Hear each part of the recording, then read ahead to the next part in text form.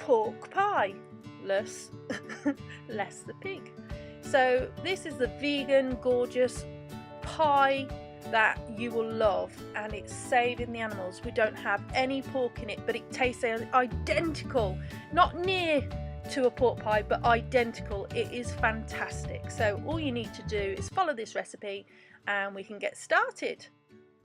So in a bowl you want 260 grams of plain flour, and then add 1 teaspoon of salt. You could add a bit more salt if you want to, it's up to you, but I normally do 1 teaspoon, and then just mix that together so it's all combined. And then what you want is 70 grams of vegetable lard. It's called Trex. You can buy it in any major supermarket. I get mine from Tesco and I've already used mine. As you can see, I've ripped the box, so I do apologise. Pop that into a bowl, measure out your 70 grams, and then add 60 grams of any dairy-free margarine or butter. I use Vitalite. It's easy to find in most supermarkets and it's normally the cheapest, so it's great, and it works great in this recipe. I then popped a small measuring jug on my scales and measured out 200 grams of cold water, and then tipped the cold water into a small saucepan. And what we're going to do is to actually add the butter and the lard into the cold water and gently heat. Now the reason we do this is because this is going to make our hot water pastry, which is what you need for a pork pie, or in this case a porkless pie. So let's add the lard and the butter into the pan. Now be careful when you do this because the water can splash, and the water's already heating up slightly. Now we don't want this to boil at all. What we want to do is gently stir it in. Now it looks at the beginning like it won't melt, but it will actually melt down into the water. So let's give it a little stir on a gentle heat, and it takes normally between 2 and 5 minutes depending on the temperature and depending on what your cooker is like, your hob. But just take your time, there's no rush. This is a really nice recipe to do. So there you can see it melts down quite nicely, and before long we're going to get to a better stage of melting, and here we go. So it doesn't take too long before you get it completely sort of like melted. Now don't let it boil, take it over to the flour. Now it's all hot, so be careful, and gently tip the melted butter and lard into the flour.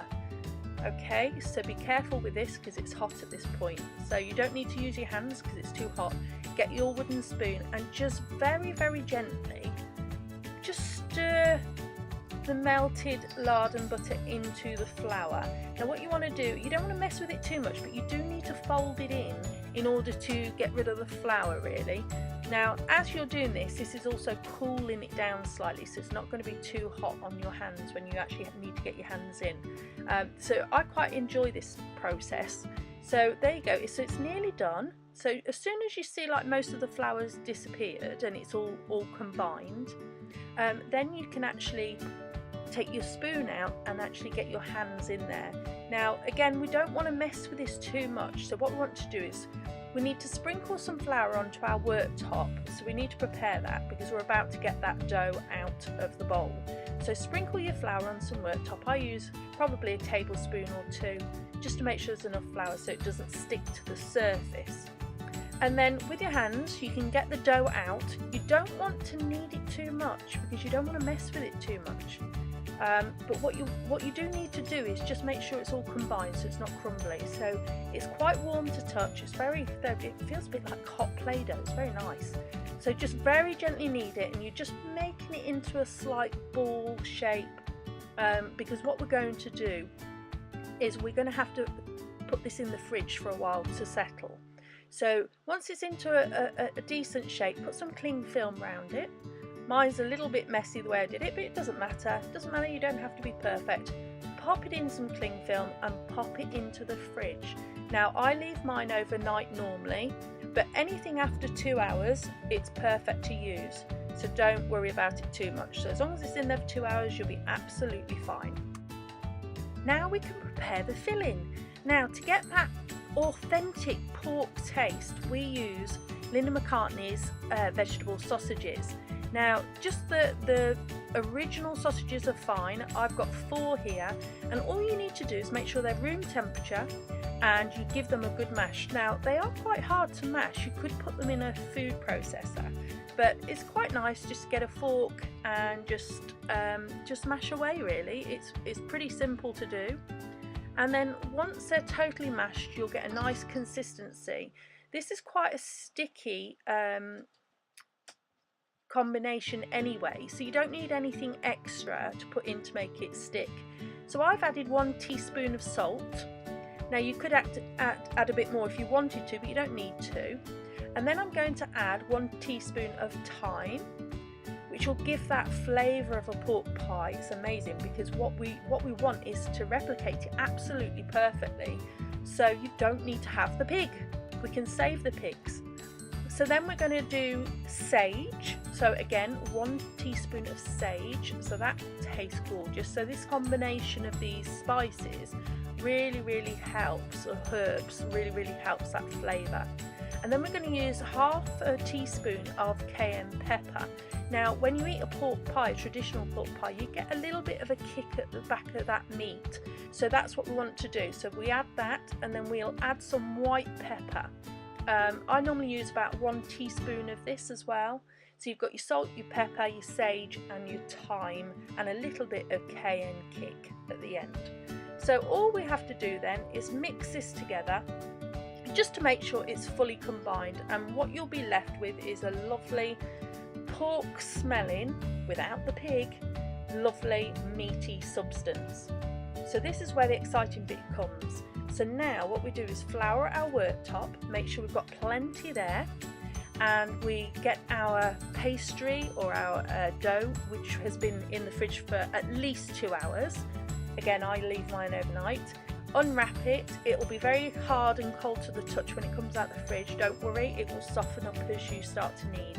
So break off about, if you know what a Jaffa cake size is, about a Jaffa cake size piece of dough, and start moulding it in your hands. And what this will do, this will warm it up a little bit, and it'll be very pliable. Again, you don't want to be doing too much with it, but make it into a size of a Jaffa cake, and then have it about probably 1 inch thick. So you need it quite thick. So a circle shape at about 1 inch thick would be perfect for what we're doing. Now there's various ways you can do pork pie cases. You might put them in tins, a deep cased cake tin or pork pie tins. The simplest way, if you haven't got the equipment, is just to use a jar. Now you can use tiny jars up to big jars depending on how big you want your pork pie. Today I'm just using a miso paste jar, which is very small, but it actually makes a decent sized pie when it's all cooked. So as you can see, it's been through the dishwasher, the label's still on, it's fine, and I just push that jar down into the centre of that dough. Now it should be about 1 inch larger than the base of the jar, so as you see I'm just pushing that down there to make sure it goes right down, but there's still pastry on the bottom.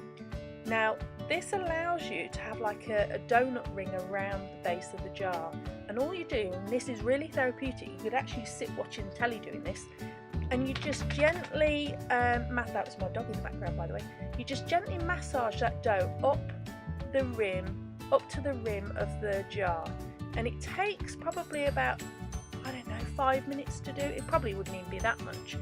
It takes a few minutes, and you just work your way around the jar, and what you'll see is it starts to form like a cake. I mean, you could do it in a cake tin, might be a bit easier, but I quite like doing this traditional method.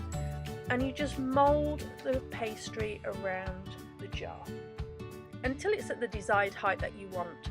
Now remember, when you cook it might shrink a little bit, so really the taller you can get it the better. Don't worry about it being neat, it doesn't make any difference whatsoever, because I'm going to show you how to neaten it off later. So once it's all up to the desired height, it goes a bit floppy around the top, don't worry about it. Just unscrew gently the jar from inside the dough, and that should come out quite easily if you'd floured it well. If it sticks, don't worry, just take your time, it will come out eventually. So as you can see, my dough's up to the top. I'm now going to twist the jar a little bit and get the jar out of the dough. And what that does, that makes like a perfect little pie case. There you go, look. So again, it's quite messy at the top, so all I'm doing is using my fingers and thumb, and I'm just squeezing the top to make it a little bit thinner. Again, don't worry if it's messy, we'll get rid of all this in a minute. So just squeeze around, just leveling it out. It's quite a thick pie crust. Now you can, if it's a bit floppy at the top, you can overlap it to tighten it up, because you want sort of like a I don't know, like a Bailey's glass shape, if that makes sense, if anybody knows what a Bailey's glass shape is. So a little bulbous belly in it. So you want to start manipulating the top of that pastry or that dough, and you can overlap it to make it a bit tighter at the top. Just keep going round and round and round, and what it will do, soon it will start forming this shape like a pork pie shape.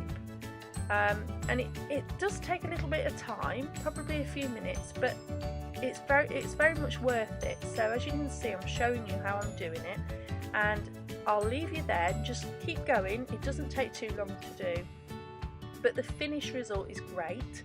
And that tiny little bottle, that jar, sorry, not bottle, actually made a really decent sized pork pie. Now this pork pie could feed 2 or 3 people. If you really like pork pies, it'll just feed you yourself. Perfect with pickle. So once that's done, now we do the pie lid. So you pull a little bit of dough off, and then all we're going to do is use a rolling pin. Make sure there's flour on your counter, and we're just going to roll out a small circle, but it has to be slightly bigger than the top of your pie case. So all we do is roll it out. Again, just try and keep it in a circle shape, because it's just so much easier when you go to fit it. It doesn't have to be perfect, but as long as it's to that shape, that would be fantastic. So once that's rolled out and you sort of created this sort of circle shape, we're going to then see if it fits on top of the pie case itself. But remember, it needs to be slightly bigger. So don't worry too much if it's not a perfect circle. So there you go. So it's a little bit bigger than the pie. So that's fine. Now we need an air hole in the top of this. So all I'm going to use is a simple plastic straw. Now I've had these plastic straws forever, so I've now moved on to paper straws, but because I may as well make use of this plastic straw, so I use it for my pork pies. So just press it down and out pops the hole. Now this is to let air in, and also it will enable you to tip the jelly in later once the pie's done. So there's the pie top. Again, fits perfect over the top. It overlaps slightly, so that's fine. So then we've got our meaty substance ready. All we want to do is fill the pie. We need to make a ball size, about a golf ball size really would fit this one, but it depends on your pie. You might do a big pie, but just squeeze it together into a ball, and then you can pop that into your pie case. Now the trick here is you must have a gap around the edge of, you don't overfill it, it must be a gap around the edge of your pie case. So as you can see like a little rim. Now get some water once you're happy with that, and start putting water around the edge of the pie case. So because what we're going to do is stick the lid to that. So as you can see, I'm just popping some water, and this will allow the top to actually stick to the base. So we're just putting some water on, and then we're going to do the same with the pie lid. So get your water and just put the water all around your pie lid.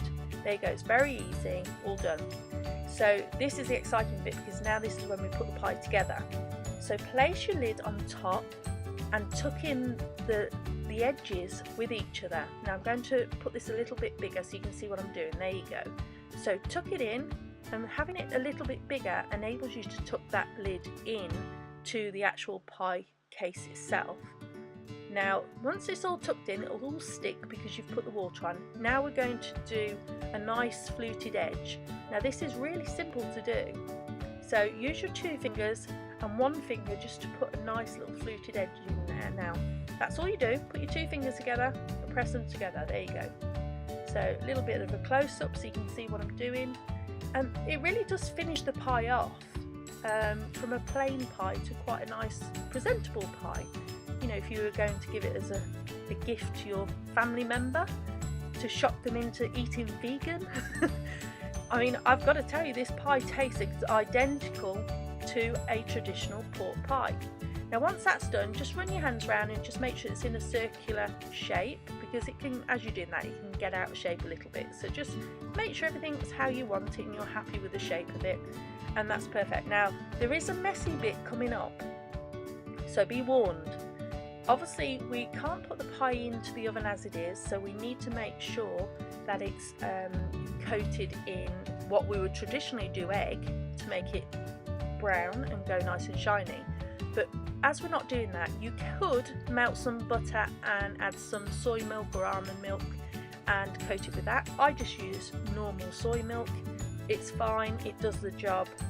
Just dip your brush in and make sure it's all coated.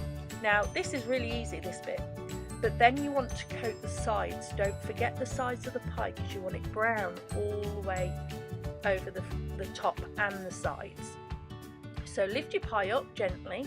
It's a little bit floppy at this point, and make sure you cover the whole pie in your wash, which would be soy, almond, whatever milk, non-dairy milk you've got. As I say, you can melt a little bit of the vegan butter or the dairy-free butter in there as well, makes it even more golden, but I find this works perfectly fine. And again, just make sure your pie is shaped well, and then pop it onto a baking tray, just with a bit of grease-proof paper. That's no problem. So pop it into the oven for 20 to 30 minutes at 200, then turn the heat down and put it at 170 for another 20-30 minutes.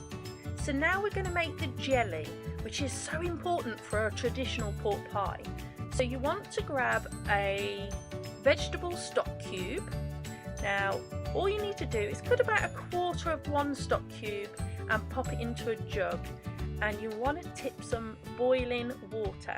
Now you need about 200 ml of boiling water, and just give it a good mix and make sure it's all dissolved in the jug. So this might take a couple of minutes just to dissolve perfectly, and then once that's done, then all we need to do, so there's the boiling water going in. I'm just going to talk you through this, because here we go, I'm a bit ahead of myself here. So all you need to do is give that a stir, as I said, and make sure that's well dissolved. And then all we're going to do then is pop it into the pan back onto the hob. So we're just heating this very gently, this stock. Then, now this is the tricky bit. We get a sachet of Veggie gel. And you can buy this from any supermarket. I know the real gelatine ones comes in sheets. I'm not sure if they do powder, I'm sure they do. But we're using the Veggie gel. Make sure it's not animal based. And I put nearly a packet in there. And all I do is put nearly a packet into a jug with a little bit of cold water, and I just stir that to dissolve it. That's all I'm doing, and then I can whisk that a little bit. So all we're doing is a little bit of cold water just to dissolve it down, and then tip that into your warming stock, which is already on the stove. So we're going to tip that in there. Now you've got to work quite quickly, because it can gel up quite quickly as well. So just give it a whisk, make sure it's all combined. Now we don't want this to boil, so be careful. Just heat it up gently, and as soon as you see any bubbles forming, take it off the heat.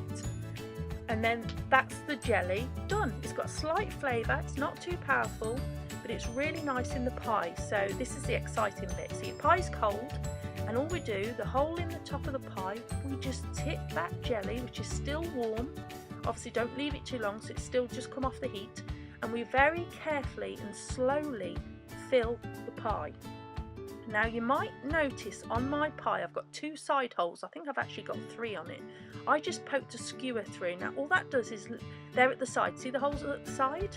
That's just to let the air in, so when you tip that jelly into the pie, the air can escape and it will fill the pie all around the sides. Remember the gaps we left when we filled the pie with the meat? Well, all that'll do is allow the jelly to go around the sides. There you go. So that's that done. And then you leave the pie to cool, and then voila, there's your pie. It is the most perfect pork pie without the pig. So all those meat eaters out there, if you don't think you can get pork pie. It's even got the jelly look. There it is. You can see it. It is delicious and it tastes identical. Look, yum. It tastes identical for a pork pie. So if you are missing pork pies being vegan, you don't need to miss them anymore. I'm so proud to be vegan, and there you go. Please let me know how you get on. Make this pork pie, share it with your meat-eating friends, see what they think. You will be amazed at how close, in fact I'm not even going to say close, how identical it is to a real pork pie. You'll never miss them again. So if you make this recipe, please leave a comment below. If you found that you wanted to share this recipe with anybody, please credit me. This is my own development on pork pie, because I was missing pork pie so much, but I didn't want to hurt the animals. So please give me a credit and share this around all the vegan community and all the non-vegan community to show that we can still eat beautiful tasting pies without the cruelty. We love the taste of, it's not that vegans don't love the taste of food, you know, pies and spag bol and curries and all that sort of stuff. It's just we don't want to hurt the animals. We still want that texture and taste, and with this pie you are able to achieve that. Thanks for listening and watching, and I look forward to your comments, and if there's anything else you want me to make, please leave your comment below and I'll have a go if I haven't already. Take care, and I'll speak to you very soon. Thank you.